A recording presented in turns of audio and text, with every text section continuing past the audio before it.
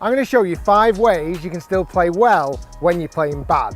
Now, that doesn't quite make sense, but think of it as golfers. When we go out on the golf course, sometimes it's not going our way. We're having a bad round. Well, in this video, I'm going to show you 5 tips and tricks to make sure you can salvage those bad rounds and turn them into decent scores.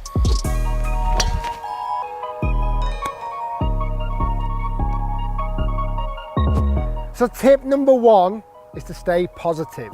It's very easy when you're out on the golf course to be stood over a shot thinking negative thoughts. You're having a bad day on the golf course and it's just so easy to let those bad thoughts come into your mind. This shot, for example, shot over the bunker. It's very easy to think, oh no, don't fat it into the bunker, don't thin it through the green. And this happens all over the golf course. You might be stood on the tee thinking, don't hit it out of bounds, or you might be stood on the whole way, you think, don't hit it in the water. Well, let's switch that mindset around. Negative thoughts do not work. Think about it in a different way. Think positively. So I'm stood over this ball this time, I'm thinking, right, what does a good shot look like? I want that ball to land on the green. It's going to check up a little bit. It's going to roll down the bank and go close to the hole. I'm thinking positive thoughts. And this might be thinking about the positive thoughts on a tee shot, or the positive thoughts of hitting it over water, whatever it may be. Try and fill your confidence tank with positive reinforcement. What does a good shot look like? That's what we need to be saying to ourselves, so that when we stand over it, we can action that positive thought.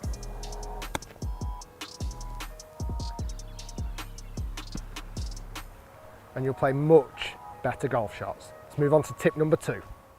Tip number 2, every shot counts. Every shot you take on the golf course tallies up to your total score. The amount of golfers I'll see stand over this putt and let's say it's for a triple bogey, and they won't give it any care and attention, and often they'll hit it with no real care and attention and it'll miss, and suddenly that triple bogey is turned into a quadruple bogey with just very simple care and attention. Yet if this same putt for that same golfer was for a birdie, they'd be giving it so much attention. So tip number 2 is make sure every shot counts. Every shot matters on the golf course. It's the difference between potentially saving 4 or 5 shots a round. And think if you did that over a season of golf, your handicap might come down by 2 just by spending a bit more care and attention. Every single shot counts. Make sure you don't rush anything. Make sure you give every shot the same amount of attention, so that when you're on the golf course, you can optimize your performance, and on bad rounds, you can salvage a decent score. Because every shot counts. How many times do we get to the 10th hole and almost see it as a fresh start? You've played the front 9 badly and your playing partners go, right, new 9, let's play better golf. But that doesn't have to be the case, because waiting to 9 holes is still quite a long time.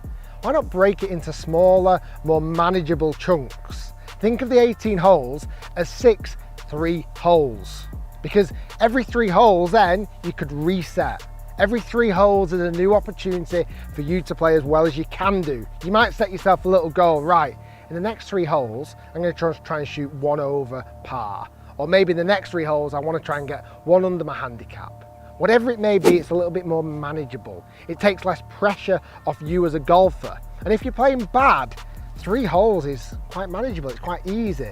And you'd be surprised, once you add the score up at the end of the day, your bad round may have scored really well. It's worth trying, splitting up the 18 holes into 6 3-hole chunks.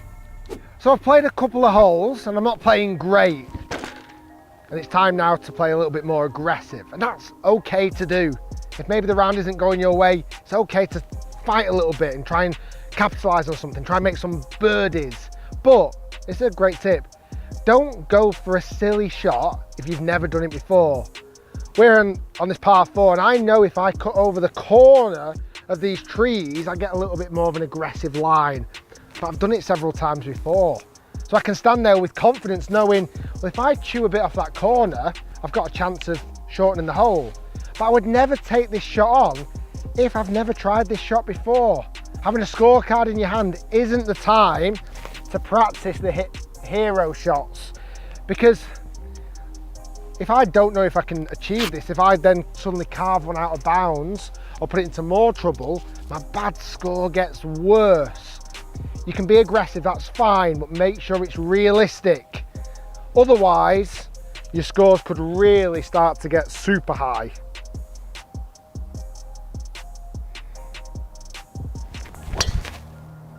Oh yeah, that is tiger line. But you've got to be confident and you've got to have done it before. Oh. And tip number 5 is deal with it.